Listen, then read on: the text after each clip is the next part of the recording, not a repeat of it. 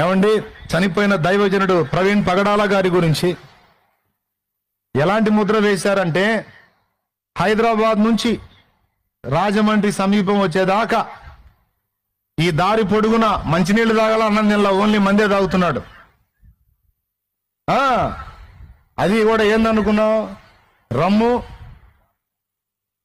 Gin, ఏమండి Budweiser beer, మళ్ళీ నీళ్లు కూడా లేవు, వాటర్ బాటిల్ కూడా లేదు. డబ్బాలు కొనుక్కోవటం, దారి పొడుగున పరమాణాలా తాగటం, రావటం.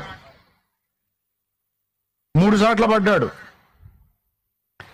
4వసారి వచ్చి అక్కడ పడి బైక్ పైకి లేచి నీట్గా గురిగా ఎక్కడ బ్యాలెన్స్ మిస్ కాకుండా స్ట్రైట్ గా వచ్చి ఆయన మీద ఒక దుప్పటి కప్పినట్టు కప్పేసుకుంది బైక్. పాయింట్ గాల సైలెన్సర్ వల్ల లోపల కాలు గాలింది. ఆశ్చర్యక్రియ.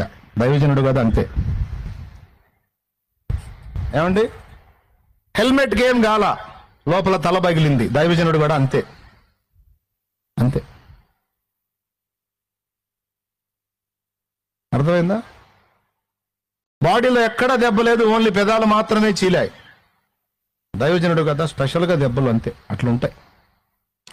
మందు తాగడు, మంచినీళ్ళు తాగడు, అన్నం తినడు, బోరింగ్ మందు అవుతానే వస్తాడు. దైవజనుడు కదా, నీళ్లతో అవసరం లేదు.